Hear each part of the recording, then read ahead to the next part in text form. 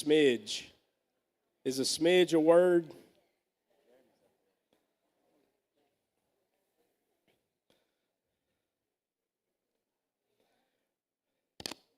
Hey, we are very thankful for an opportunity to have this class today. We were started out. We're going to do it over in my classroom, and several other teachers throughout the week texted and said they wanted to join, and so we needed to move it to the Rock. And thank you for being here. We want to thank the church for how they supported this group.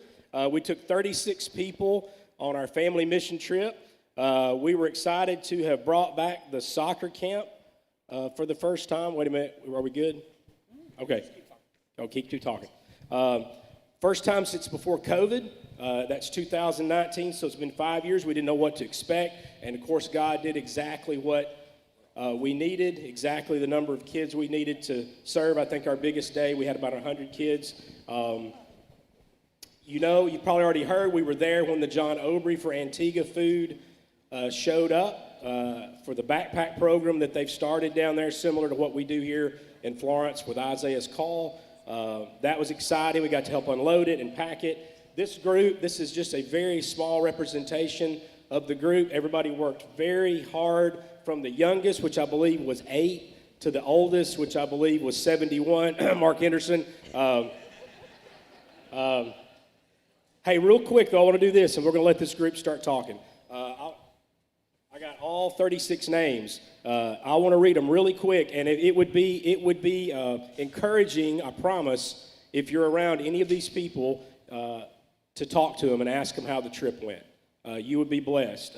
Amanda and Alexa Akins, Josh, Courtney, and Evan Ann Bowling, Austin, Ashley Lane, and Colt Delano, Jeremy and Ashley Evans, Shelby Furr, Grant and Sarah Goodman, Jeremy Hale, Lily Ham, Mark Henderson, Alex Hollis, Hannah Jarko, Mark, Gina, Sadie Killen, Gates and Rita Killen, Lee, Megan, Jack, Samuel, Madeline Medley, Jason, Jeannie, Sarah, Maddie, Abby Sane, Michelle Simpson, and Lynn Wooten. That was our group, and we've got 6 of those folks up here, and we're going to go ahead and get started and let them start talking. We've got a slideshow that you can see, hopefully.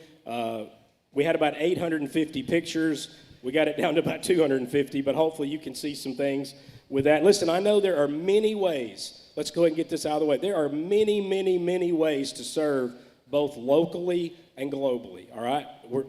But today, for this class, we're going to talk about the Antigua family mission trip and what these people experienced and how we believe it's an important thing for our church family. So with all that being said, we'll start with Lee on the end. And let's let everybody just make sure you know who we're interviewing. They're going to tell their name and how many times they've been on this trip. Just a softball question, just a toss. Get it going. My name is Lee Medley. This is our second time on the trip. My wife Megan and I went on the very first trip in 2011. This is the first time we took our kids. They are now 12, 10, and 8, Sam, Madeline, and Jack. My name is Ashley Delano, and this was my first year to go to Antigua with Crosspoint. My second time to go, I went about 26 years ago with a group from Cornerstone and with Randy Hargett. I'm Lane Delano, and this was my first time going on the trip. My name is Mark Henderson. Jason Sane, and my wife is Jenny, and we have Sarah, Maddie, and Abby here. This was our very first trip to go on, and been very blessed with it. So we are anxious to get back. I'm Abby Sane, and this is my first time going on the Antigua mission trip. I'm Michelle Simpson, and this was my 10th time to go to Antigua. All right. And Michelle, we're going to pretty much let you now take over and talk the rest because you're really comfortable about doing this. No, thank you. Thank you for everybody agreeing to be here. This is what we're going to do. We've got some questions. They're going to jump in when they want to jump in. Maybe 2 or 3 answers one. Maybe all 5 wants to answer a question. That's fine. We're just going to work our way through what we got. So here's what we're going to do first. Tell us a personal highlight for you or your family for this trip. And anybody can jump in or we'll go down the road, where you want to do it. Personal highlight. I'll start. Okay, so one of my personal highlights was making relationships with the Antiguans, but also with Crosspoint members. Like Michelle, we now call her Mama Michelle because she just took us in, and Mark Henderson, who took our family in and showed us around Antigua.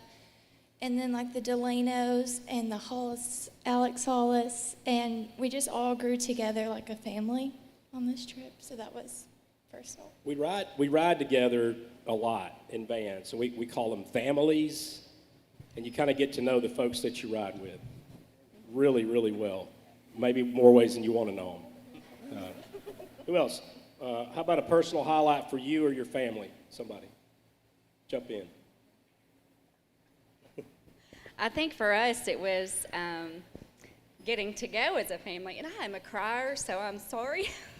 But I think for us it was going as a family. So I love mission work. I think Austin also loves mission work. He's been on several mission trips. And getting to go as a family and take Elena Colt and seeing them work, and we will talk about that later, but also to rebound off what you said, our just growing together as with our church family and getting to know others. I'm just going to go ahead and claim we had the best bus, driven by Josh Bowling. We did not die. We survived. That's debatable. He's standing up back there. But anyway, we had a great time just getting to know each other and also getting to know the Antiguan children and the relationships that we were able to create there. If I could say something too about that, this group, this is not anything against any other group. We've taken groups for 13 years. This group just seemed to just gel from the very get-go. They connected with the church there in Antigua. They connected with the kids at the camp. And then they connected with each other, youngest to oldest. There was no, here's a little group over here, here's a little group over here. Everybody just seemed to connect. It was very, very interesting. Gina and I talked about it a lot on the way home. Everybody just jumped in on everything. Sorry, I didn't mean to, I'll just throw that in bragging on you guys. What, anybody else a personal highlight or anything? Sure. For our family personally, it was great to see my kids interact with other kids from another country. But my job was to kind of oversee the soccer camp. And so I got the chance to see people like in Austin Delano, who you feel like he's just this big, tough, muscular man around here. He's interacting with young children. That was cool to me. Josh Bowling did a great job, and he does a fantastic job in interacting with the children. So me personally, it got me a chance to see people that I see here that you would think, well, they're going to have a hard time working with children on a soccer field. That wasn't the case. And that was a personal highlight for me personally, to see members interacting with other children that you think may not be able to, are not willing to step up and interact with children. And Mark Henderson was the same way. He told me this was his first year to ever be on the soccer field to help with children. And I know he was blessed with another child named Mikhail, and has developed a personal relationship with him personally. So it was good to see the interaction with our own members as well, with the group down there. Anybody else want to jump in on that one? Personal highlights for you, Mark, your family? I will say, as this being my 10th year, Hey, and do it. Keep it up. There you go. You're good. You're good. It's like you're trying to take a bite out of it. with this being my 10th year, and when we've had the huge soccer camps, and that's an undertaking when you have 500 kids show up on the field, and with it just being 36 of us this year, I thought, oh my goodness, we're going back to the field. What are we going to do? And God just worked it out, and this group was amazing. With, I think, more than half had never been, and they stepped up like they were veterans. Even like the smallest, like Jack and Madeline and Sam. It was incredible how they bonded with the Antiguan kids. Well, can I? Yeah, go ahead. So I appreciate that, and you'll probably hear the exact same theme throughout all of us, and I think that's what may be unique. I don't know. This is just our second trip and the first in a long time, and you'll hear some of these themes come up later in some of my answers, but she's talking about how my kids were able just to jump in. I appreciate that, but at the same time, I feel like a lot of the older kids, Abby and Maddie, and really just poured into my kids and just helped bring them along and didn't treat them like they were younger kids, just treated them almost like a peer. And it's hard for us to define mentorship, but I think I saw it, and I really appreciated that. Yeah, and it's I guess it's an intentional thing about this trip. I mean, we didn't really talk about that in any of the meetings, but it just happens. I shouldn't say it just happens. God helps it to happen, where for the oldest, youngest, all the different ages work together.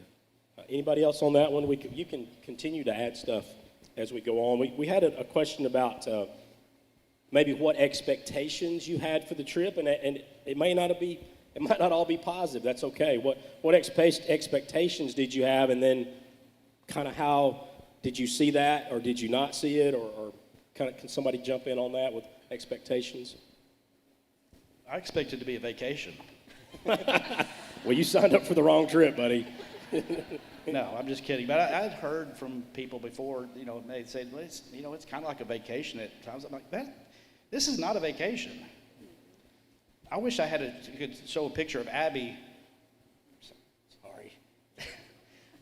My daughter said every day after we leave the soccer field, she would fall asleep in our van. And I don't know how, because our driving down there does not allow people to fall asleep in the van. But there's my daughter's, Maddie, made a picture of Abby every day from the soccer field back toward the villa. And this kid is knocked out in the car. It's not a vacation, and you're working hard morning till night, and so the expectation, I knew there'd be work, and I was just joking. I knew it wasn't going to be a vacation, but the expectations I had was we were going to be involved with children, and but I didn't know how they would respond. That Sunday, the first Sunday we were there, when we pulled up to church that morning and got out of the vans, my family never being there before, I knew some of the people would never know who we were. And because I know Michelle and others, the Killens have been there, and all these people remember them like their family, and they are family. But when we get to church, this little girl named Blessing, how old is she? 6 years old. She comes running up to Abby and Maddie and gives her the biggest hug. She's never met them, and so they love us, and they treat us like family. And I was not expecting that. So as far as expectations, I really didn't know what to expect going on my first trip. But I quickly learned that the Antigans and the Villa Church truly love Cross Point and our family here.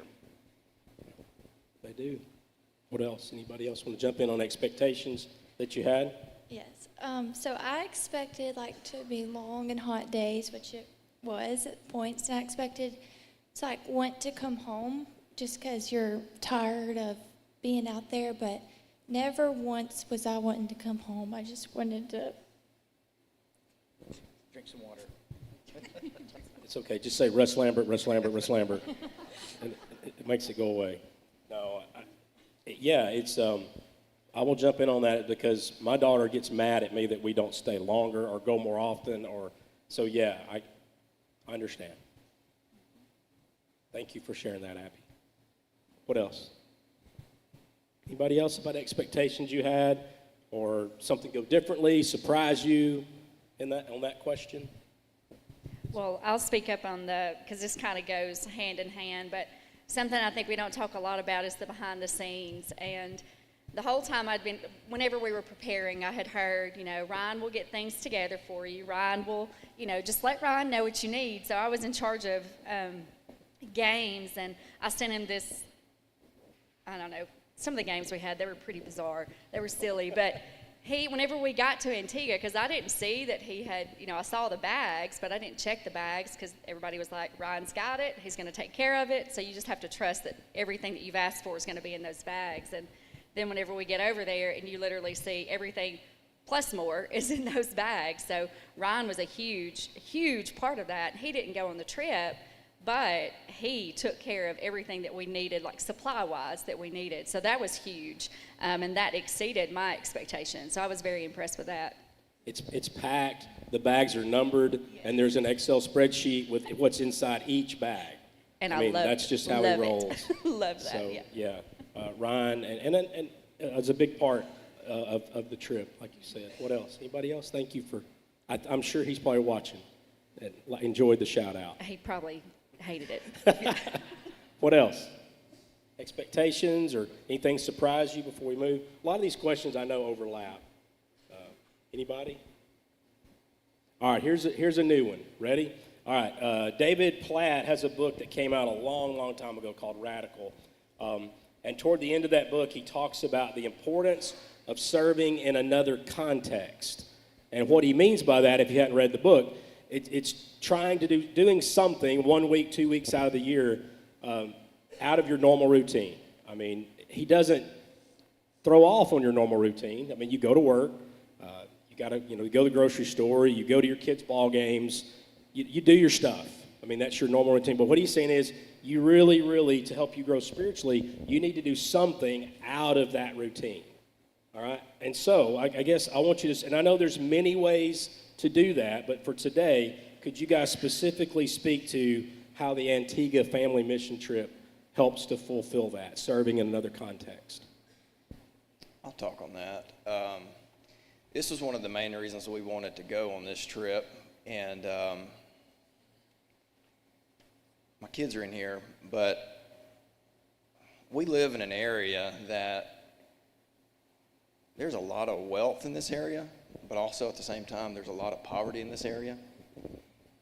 But a lot of times we don't see it, and I think the first time it really occurred to me, I was talking to Megan about it last night, we hadn't been back in Florence very long, but our class went to work at the soup kitchen. The Sunseekers went to the soup kitchen there at the church downtown, and it was the same weekend as the Renaissance Fair. And we had just spent the day serving these people coming in, getting something to eat. They'd bring kids, and I couldn't believe how many people just needed something to eat. And then we rounded the corner, I mean, literally a 90-degree turn, and it looked like half the city was partying. I had no idea that just around the corner that was going on. And I think that happens a lot, just we're in our normal, and our kids could see normal, and I know Ashley being their principal will know what I'm talking about. If we would just kind of take them on some of these back roads, there's places they could serve, but I don't necessarily want them to see their normal in that situation, if that makes sense. This gave them the opportunity to be put in a situation that's controlled, but at the same time see a need and just respond. And it was really good for them, and but also for us personally. I was getting ready to go, and I was just talking to somebody about it, and an opportunity arose. And had I not been mentally preparing myself for it, I don't know that I would have saw it. So a lot of times just shifting our thought process and preparing for it opens our eyes a lot of times for an opportunity to serve. Yeah, and that's the point you're making, and I've seen it happen over the last 13 years. Maybe that's the catalyst. Maybe the trip there is the catalyst for people to begin recognizing opportunities here. Again, because it's not the only place to serve, but it might be the thing that gives you the push. I know people have gone on other trips. I know people have worked with other ministries here locally, and that might have been the thing that gave them the nudge. What about somebody else addressing the serving in another context? I think to piggyback off what Lee said, I think, too, when you're in Antigua, so here we get very comfortable with what we do day in and day out, and we may see needs, but then we just go on about our daily lives, and we just keep doing what we always do.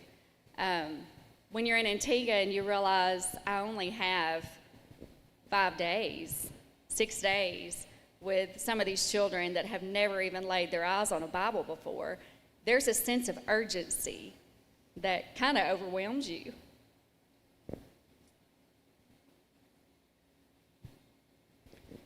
I think you may see a lot of us get emotional. I think it was a special trip. I think a lot of emotions. I know I've been emotional this week just thinking about it. You good? You want to say anything else? All right. In a minute. Okay. All right. Okay. How about somebody on this side want to talk about it? Sure. I know y'all been doing this, CrossPoint's been doing this for 13 years, off and on, and I couldn't go. And my family we briefly thought about it, then just thought, nah. So we decided this year it was time. And for us personally, we knew this would be out of our comfort zone. And just going to another country and interacting with them was very nerve-wracking at times. And Mark, whenever you asked me to be a van driver in Antigua on the wrong side of the road and the wrong side of the car, I was not happy.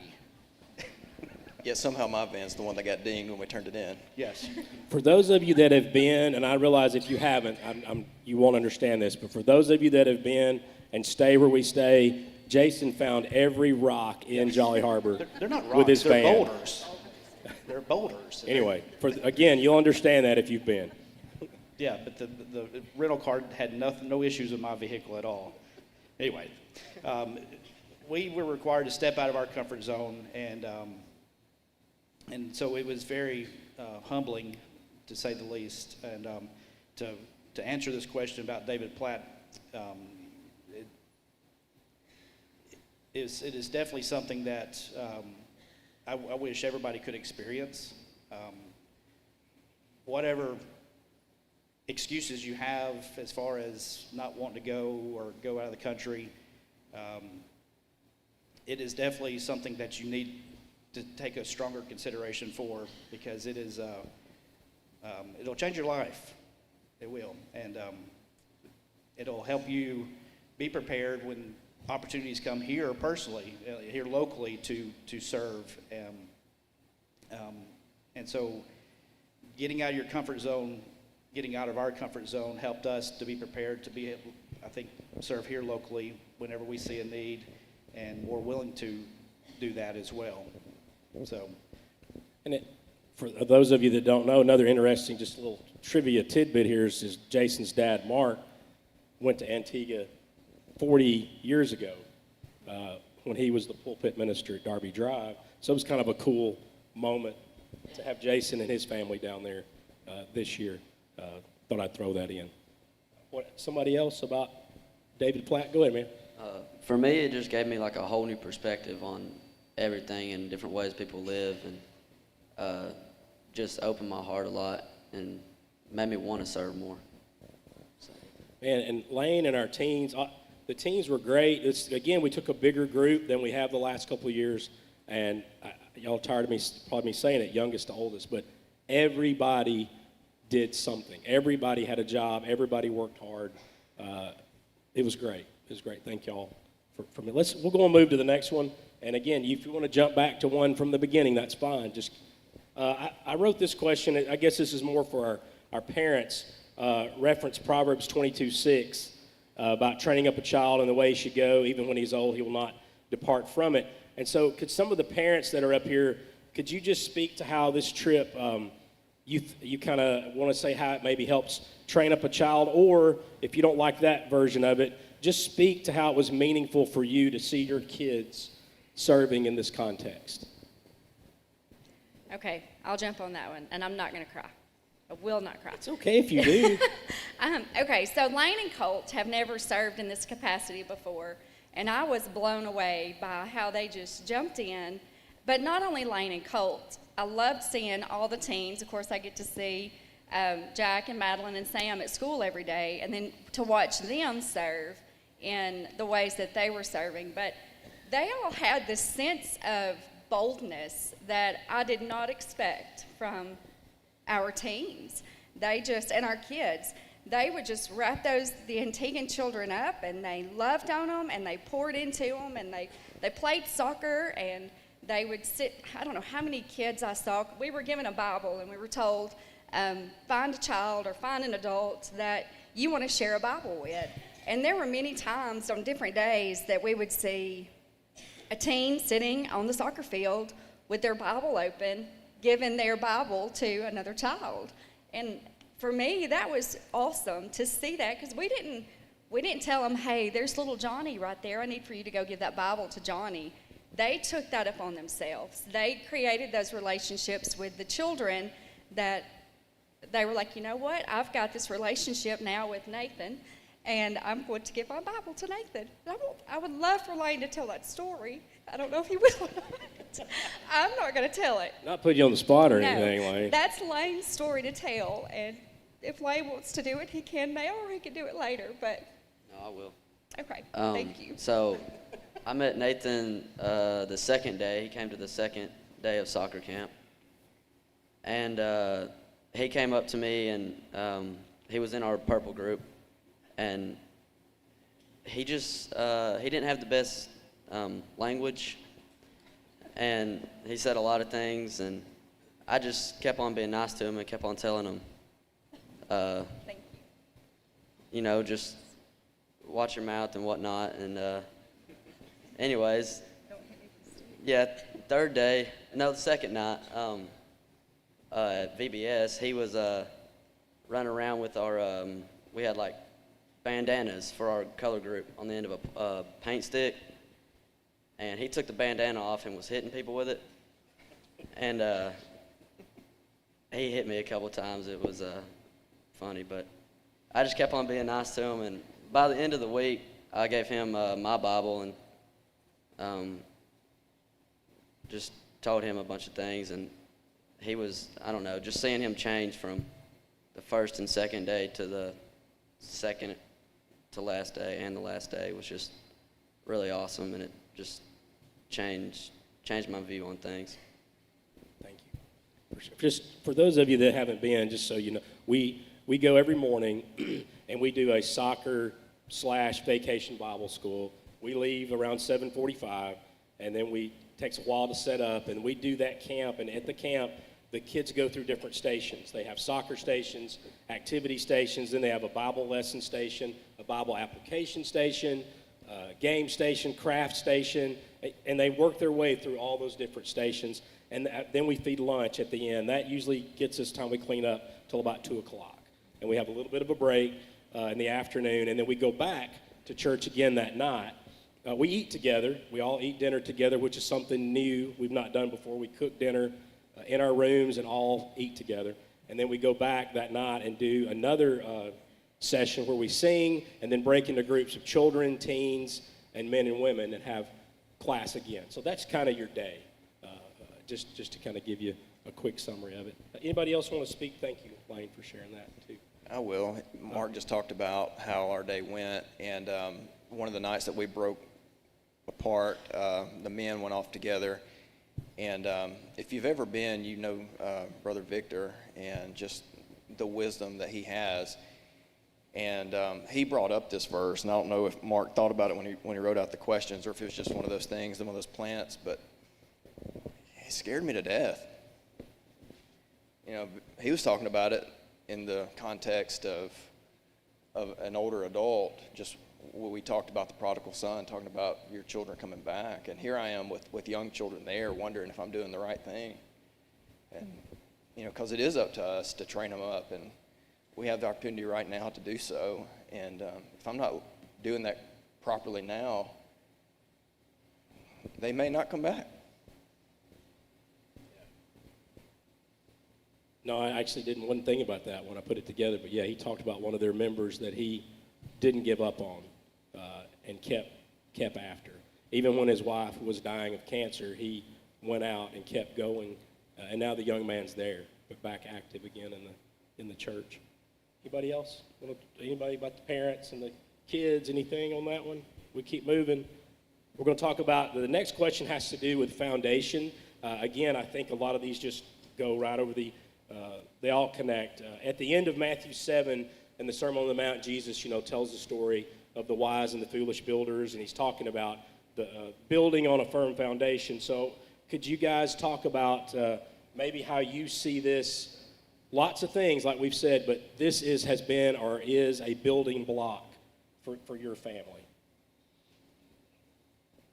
So something that Austin and I talked about is how we hope that through this mission and that our boys will always want to pursue being missional, either it be here or in another country or in Antigua or in another city, wherever it is.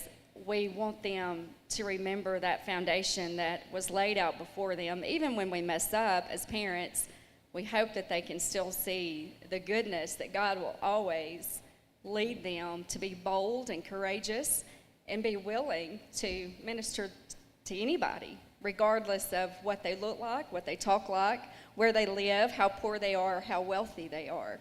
Just having that foundation of knowing that God's going to lead them and having a heart to continue to seek out where God is wanting them to serve. Yeah, thank you, Ashley. Good. Somebody else jump in on that one, how you see this as a building block for you, for your family. Michelle? I will say this year was different for me. It was more of a reset. The first time I ever went, it radically changed me. And I know a lot of you heard my story for years because I cried and I cried. And it was so overwhelming. This year was different. It's been a difficult period of time for myself and my family. So I signed up like I always do, and then I started to second guess myself, like, I don't have this in me. I was physically, emotionally, and spiritually drained. And I thought, I can't go to Antigua and do this. I just don't have it in me. And a very wise man, last name Delano, just in his beautiful, quiet voice said, just go. Just go.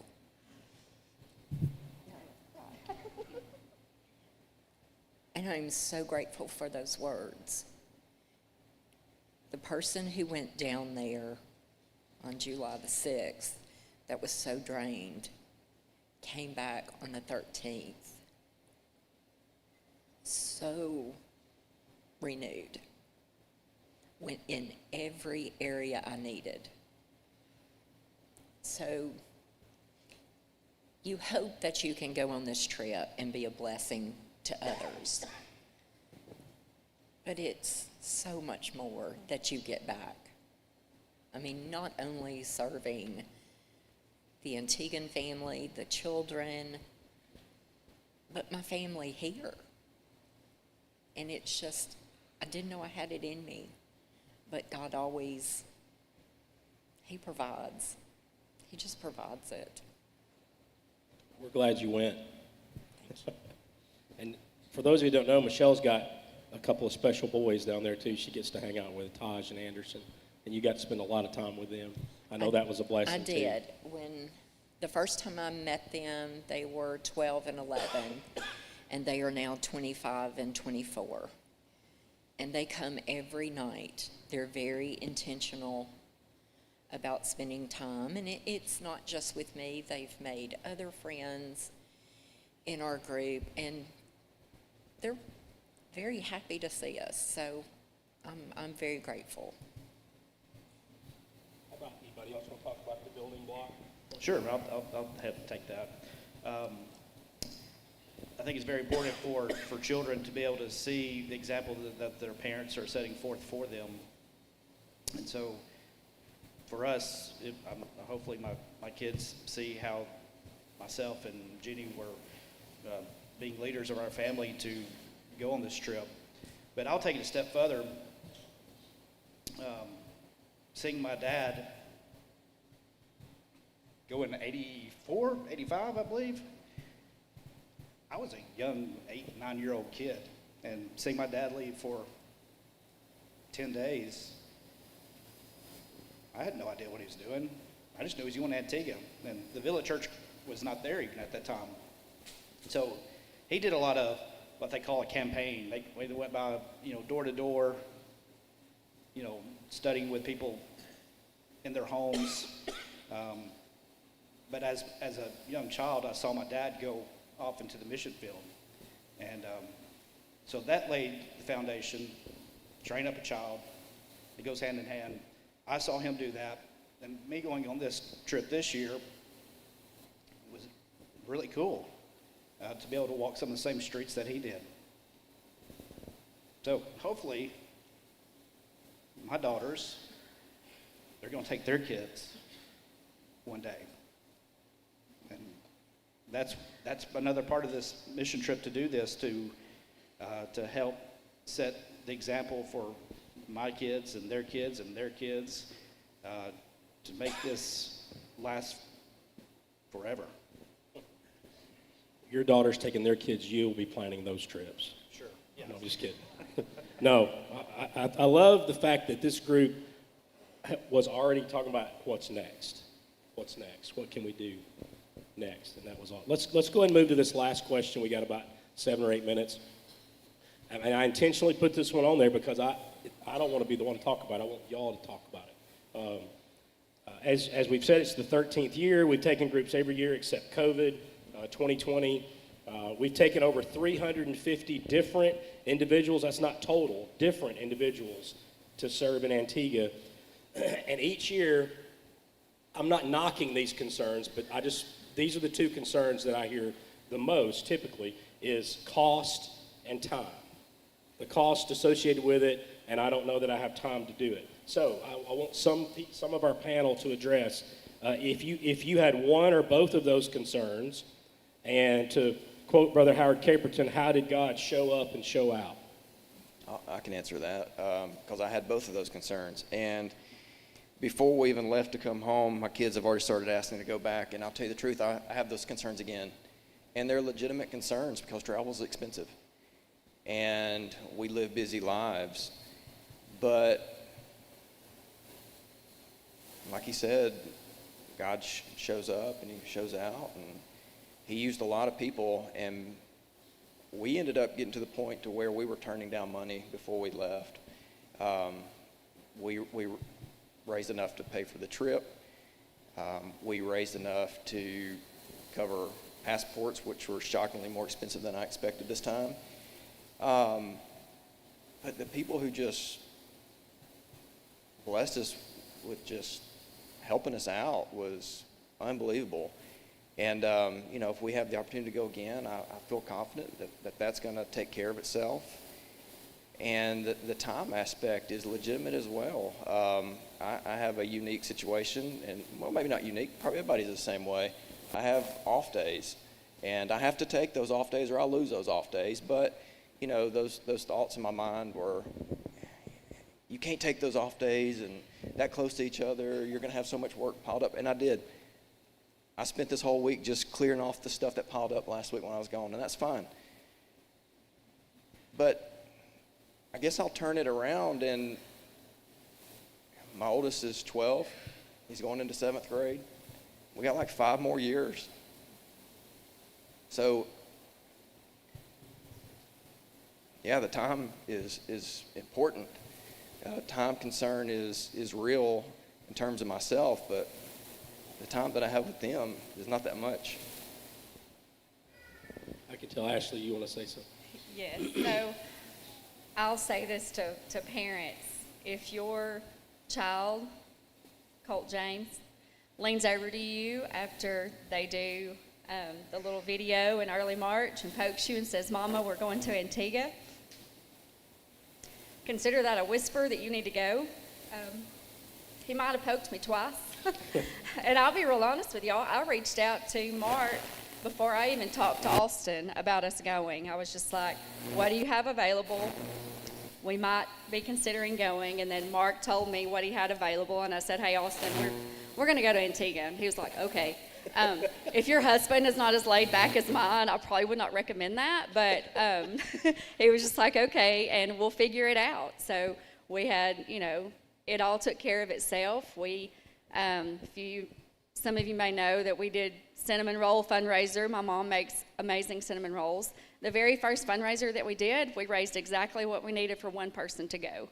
And Mom was like, well, I guess that just means you need to go. And I was like, yeah, absolutely. And then the money just started coming in. I mean, donations and people just giving to us, like Lee said. I mean, it was just to the point to where we were like, we're supposed to go because people are wanting to send us. So if you get that little nudge from your child, don't ignore it. God's laying that on their heart, and then you just got to be like, well, we're going. So Megan did a peanut butter ball fundraiser, and I mean, just people signed up where we had to cut it off. We ended up borrowing the commercial kitchen behind us to do it. And that same week, I think it's a Presbyterian church on Darby Drive, had a mission bake sale sign up on there. And I took a picture of it and sent it to her. I said, this is getting way out of hand. You're going to have to cut these peanut butter balls off. But With peanut butter balls and cinnamon rolls, y'all need to do like a low-carb fundraiser next year. How about over here on this side? Anybody? Yeah, Time, right Bob? quick. I'll just say a lot of God moments happened this week that we were there. First off, I was keeping an eye on the weather. There was a hurricane coming, and you never know which way it was going to go. So we started praying about it. It went south and spared the Antigua Island. The backpack program that Gina and Mark Henderson are very passionate about, the food arrived while we were down there, and so that was a God moment. And but I'll just say this, that if you are concerned about finances, if you're concerned about traveling to another country, turn it over to God. He'll make it happen for you, one way or another. He'll make it happen for you, and you just need to be very prayerful about your decision, and just know that He's going to take care of everything for you to make the trip happen. And while you're there, He's going to take care of you, except for the boulders that get in my way when I'm driving. But anyway, they just jump out for some, in random places. But no, God will take care of you. God is going to take care of the trip for you financially, and He will make it happen for you as He will with a lot of other things as well. I've always said don't let money be the reason that you don't go. And I've said that for 13 years because I'm talking to all of y'all, but then I have to remember that my own house is listening. And when Sadie says I'm going to go to Tanzania and Zimbabwe in September, I start going, well, how much that's going to cost and the plane tickets and the... And she's like, Dad, don't you always say the... It's like, yeah. And so she puts it on Facebook, and she raises her money in like 5 days. I mean, again, if you want to go, it'll happen. I mean, it'll happen if you want to go on the family mission trip or any mission trip. So, all right, we got just a couple of minutes. Anybody want to say anything we missed, or something you want to share that a question didn't answer or hit on? I think as far as the time goes, I think Lane said it best whenever he and I were talking about this. He was like, it's just 7 days out of the 365 days that you're given. And then whenever I go back to think about Colts nudging me and saying, let's go, I look at myself and I'm like, who am I to restrain my kid, to keep him from wanting to go? That's not fair. God laid that on his heart. He's 13. I'm not comfortable sending him by himself, but why should I keep that from him? So, go.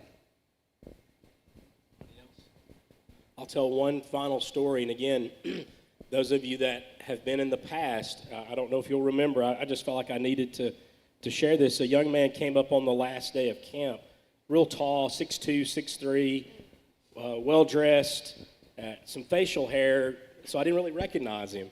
But it was Jaheim. Does anybody remember Jaheim? I'm trying to look around in the audience. If you had a poster child for the kid, the reason why you wouldn't do a camp, this would be him. I mean, he got in trouble every day. Every day. Jared Wallace and I would have to walk him out of the camp. Man, you can't stay. You're causing too much trouble. Of course, we'd let him come back. And that happened year after year after year. Hadn't seen him in forever. And he comes up the last day. And hey, it's Jaheim. I'm like, oh, man. I didn't recognize him.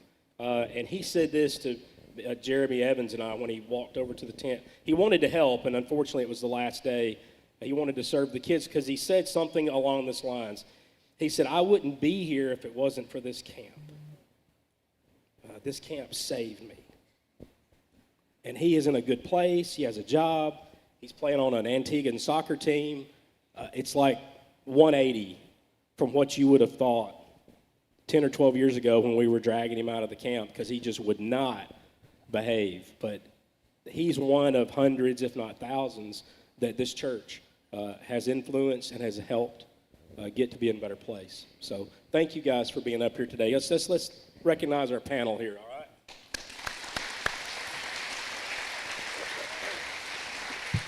Brother Frank, are you in here, Brother Frank? Hey, would you care to come up and pray over this group and other mission type efforts we got going on, and then we'll be dismissed.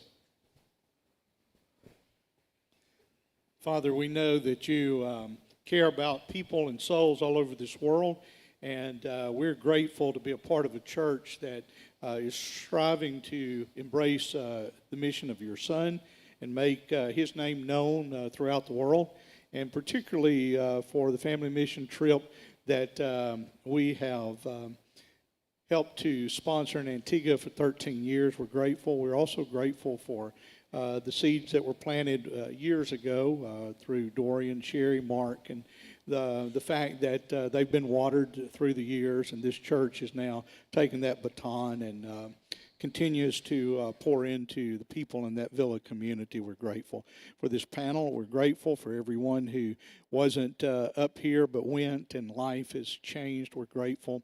And we just continue to ask you to do what you do best, which is to use us for your glory.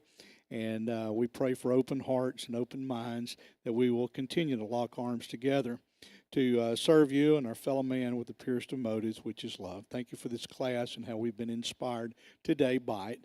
It's in the name of Jesus we pray. Amen.